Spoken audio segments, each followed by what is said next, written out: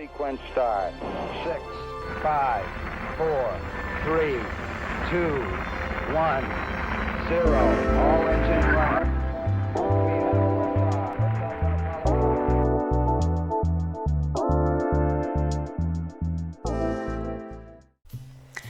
Hello, one and all, to my Kerbal Space Program videos series, YouTube channel thing. I don't really know what to call it at this point. But in this week's video, we're going to be doing a JOOL 4 Cassini mission. Or like Cassini-styled mission, JOOL 4. You get the picture. To those unacquainted, Cassini was a space probe launched all the way back in October of 1997. Its mission extended all the way to September 15th, 2017, when it was plunged into the atmosphere of Saturn. On its way there, it performed 4 gravity assists, actually, and did a flyby of Comet. No, Comet? That's the natural... I'm reading off the Wikipedia page. But basically, it was a space probe that was meant to study Saturn and its moons. This deviates a bit because, one, it's, studying JOOL and its moons. But also, we just did a direct transfer. I just did a direct transfer burn with that nuclear stage. Oh, damn. Oh, hold on. But yeah, I did a direct engine burn transfer with that nuclear stage. And the thruster that's attached to the Cassini probe is actually just for performing maneuvers in the JOOL system. At the top, we also have a Huygens lander. Basically, it was the Huygens lander was a lander attached to the Cassini probe. When the Cassini probe reached Titan, it would separate and perform a parachute landing on Titan, because Titan has an atmosphere. So obviously, in this mission, we're going to be landing on Lathe with that. But yeah, and we're going to do a JOOL 4 flyby run. I could not land on all the planets. Big excluding factor was Tylo. But yeah, that's the rocket. Pretty simple, making history 5-meter parts. But yeah. So now we're going to go for a JOOL transfer window. Or we're going to look for a JOOL transfer window. If I would, grow a brain cell and start looking at the map screen. Instead of these lines, communications lines. Oh yeah, I was looking to see if Kerbal Engineer could give me any way to get the transfer window. The point is, a Kerbin to JOOL transfer window is about 91 degrees, if I remember correctly, if memory serves me right. It's just basically a 90-degree angle. The sun is where the point of the angle is, and you draw a line between Kerbin and JOOL. It'll be about 90 degrees, like 91, 89, just in that range. It's generally the optimal JOOL transfer window. I don't know what exactly, but that's just my rule of thumb, and it's worked pretty well for me. So, yeah. Just time warping over to the thing. So, I have a bit of time to talk, and I got a new microphone. I'm actually only using one layer of pop blocking, so this audio should sound really good, because there's no layers, and this is one layer. But now we're on the launch pad. I'm going to put on the second layer if I can find it. Right here. So this is what it now sounds like with 2 layers. But yeah, we're on the launch pad, and we're going to be going. Now, I'm not sure, I don't recall if I mentioned this on my video I posted on Wednesday, which is the first anniversary of the Gbros YouTube channel existing. But I got waterfall to work, which is nice. So yeah, the plumes look so much better. So this is a pretty acceptable rocket. Really, I only use this massively overpowered stage to get all that liquid fuel into orbit, like all the liquid fuel needed by the nuclear stage to get us to JOOL. So no side boosters were needed because it really was overpowered. I was just trying to make sure that we could loft all that payload up into orbit to transfer it to JOOL. Because you need a lot of fuel, actually. To transfer to JOOL, you need a lot of fuel. More than like someone like myself would expect you would need. But yep, just do an orbital insertion burn. And we can separate off those fairings and deploy the payload. So right here, we're just going to do fairly regular escape burn off Kerbin. However, we got a mining counter, so I just had to skip a couple of Kerbin orbits to make sure that we did not do a MUN flyby. And I know I could have done a MUN assist. I think I mentioned it in a video. But you can save about 130 meters per second by doing a MUN assist. You can save about 100 meters per second by doing a MUN assist to slingshot you out of the Kerbin system.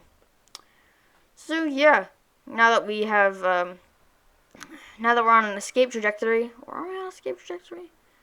I can't tell. It's going a bit fast for me, and iMovie is a bit weird when I am playing it back at more than 4 times speed. Generally, it will tend to look a bit like a slideshow. Of course, when it's fully rendered, it looks like a very smooth, coherent video.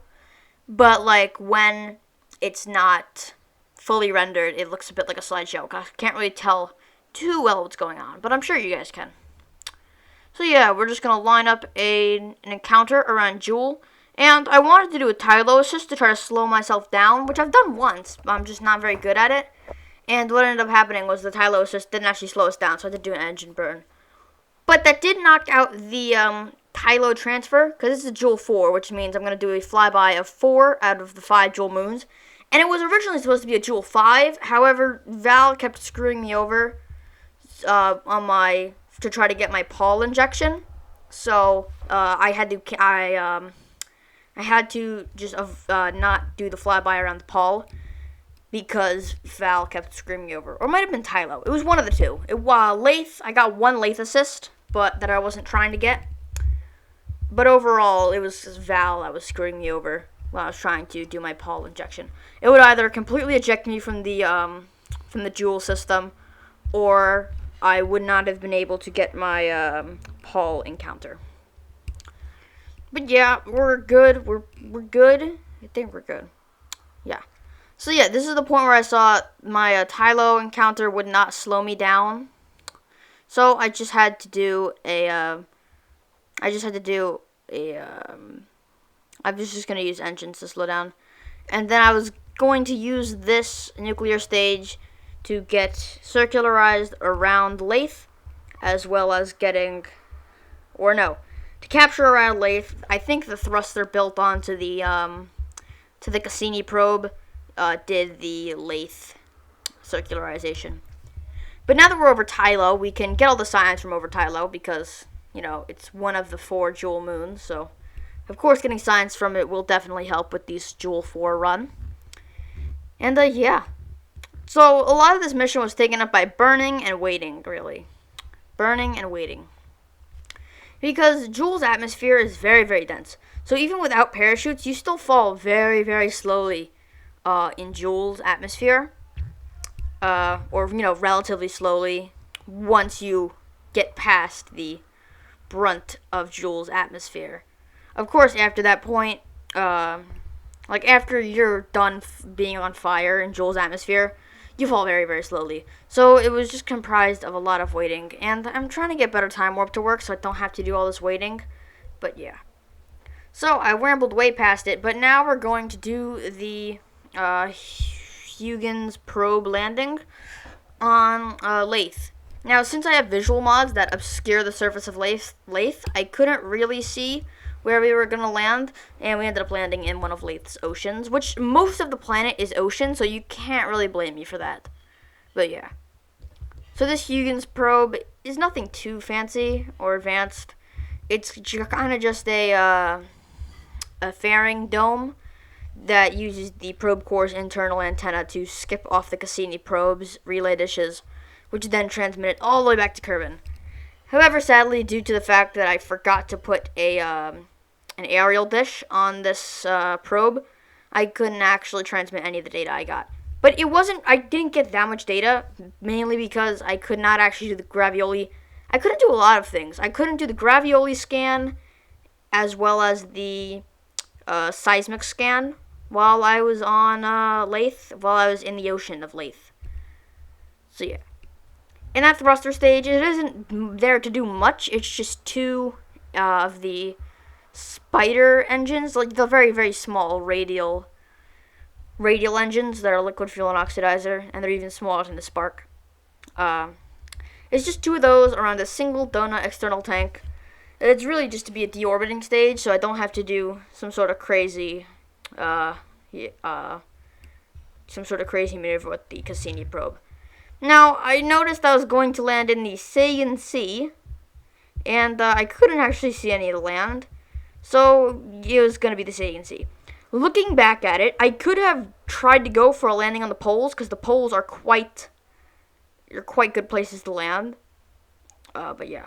So I decided I was going to burn off the rest of my liquid fuel and oxidizer, and try to see if I could hopefully get it onto land by that time, but at that point, I pretty much lost it. I lost all hope for the landing.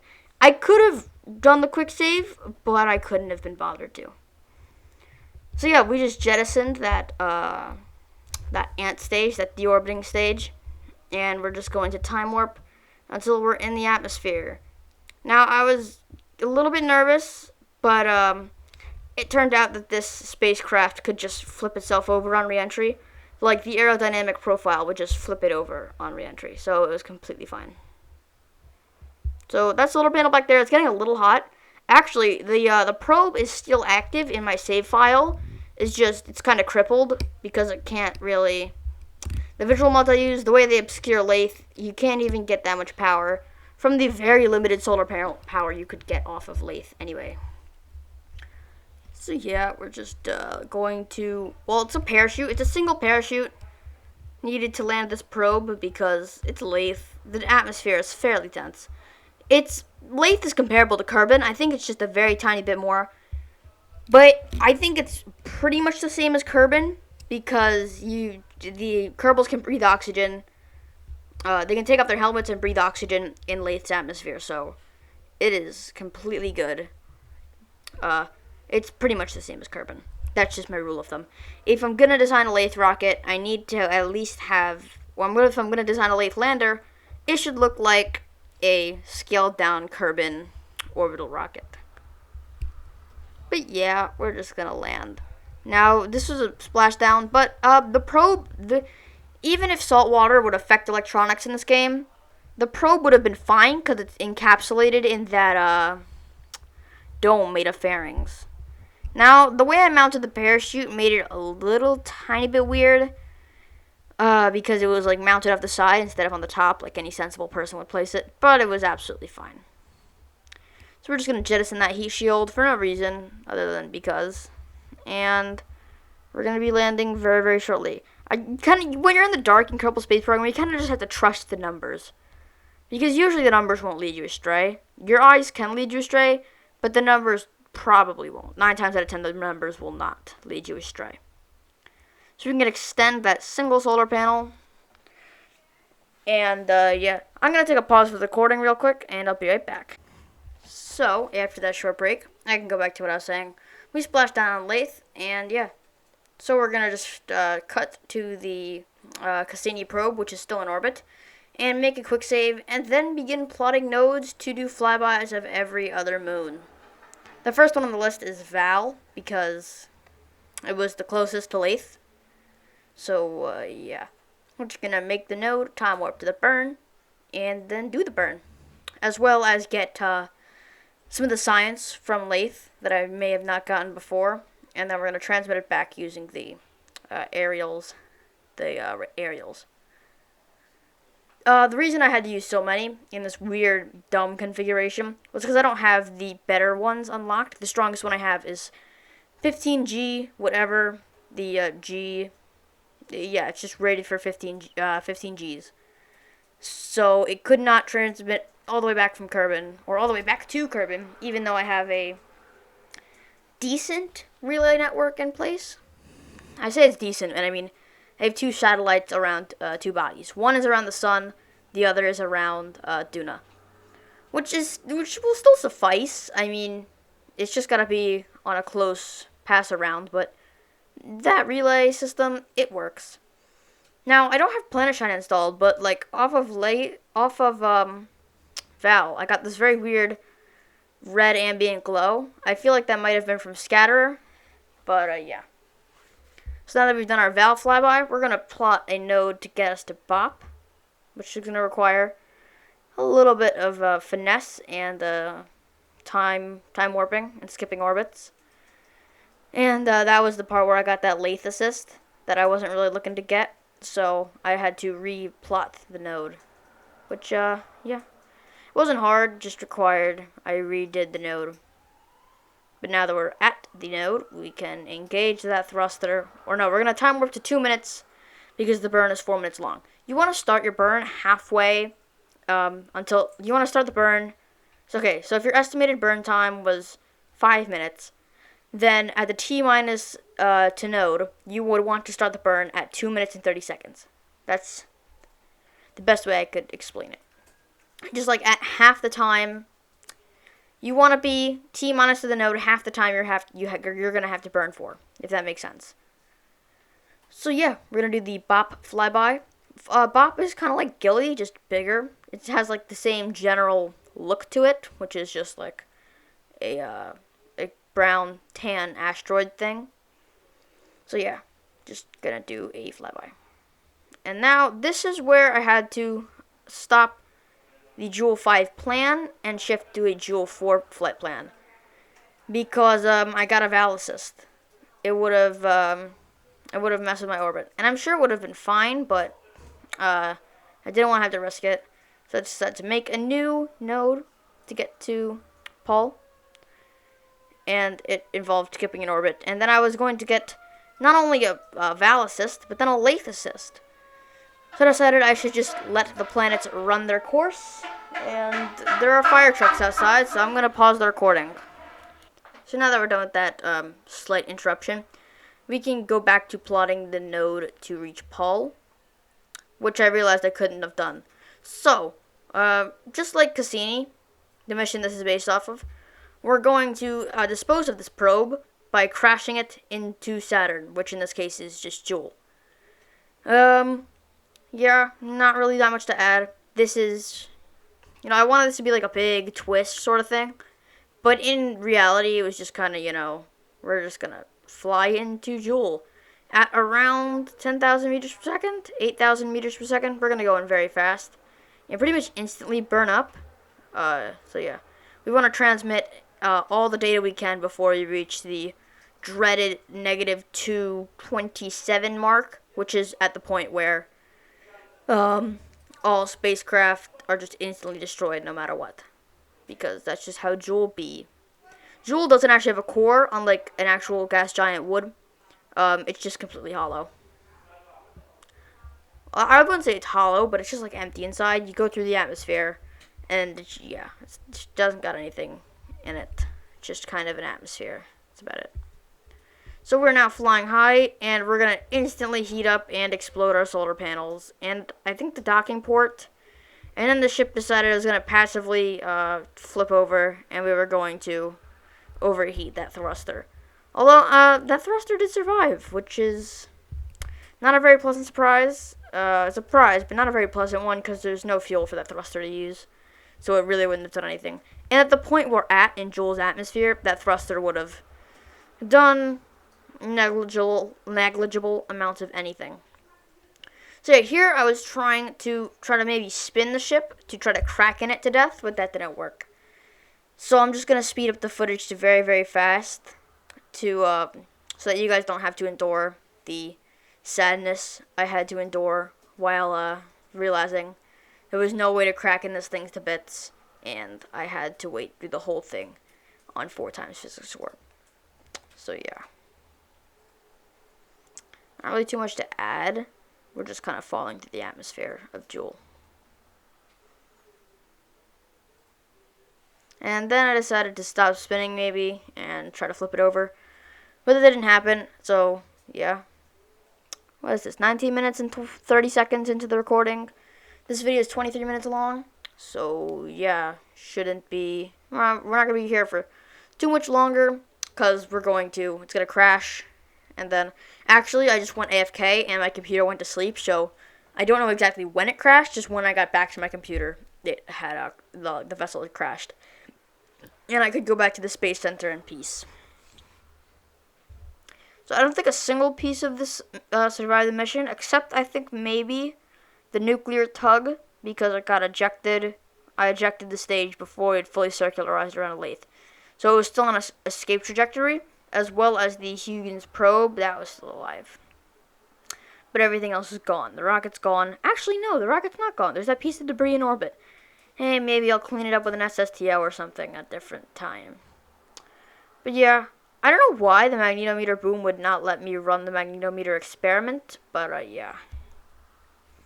Again, just trying to speed up the process of crashing the Jool by trying to, like, cracking this thing to pieces. Sadly, it didn't work.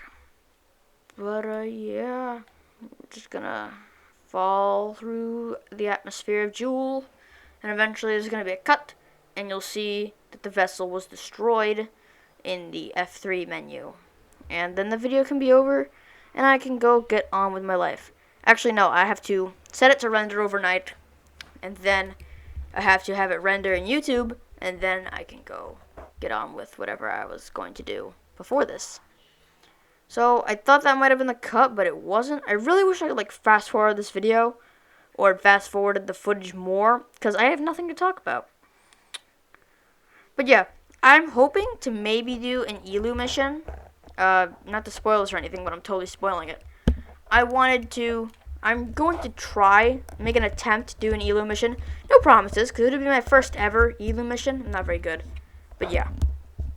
So, I don't think... Why is that there? That's super weird, but I can't be bothered to edit this more. So yeah, we got 2,000 science from this, so we can get pretty much the rest of these nodes down here. The rest of the nodes we have to gain are just the 1,000 science nodes. So we need about 3,000 more science to complete the tech tree. Oh no, I'm wrong. We're going to need about 3,500 more pieces of science to complete the tech tree. And then I can get on to doing whatever I want. Again, probably an ELU mission would solve this whole thing, but yeah. So, we're going to leave the R&D facility, and I'm going to ask you all to like the video, to subscribe to my YouTube channel, or even to leave a comment on this video. All of it would be greatly appreciated by me and help out the channel out a lot. Until the next one, stay yes.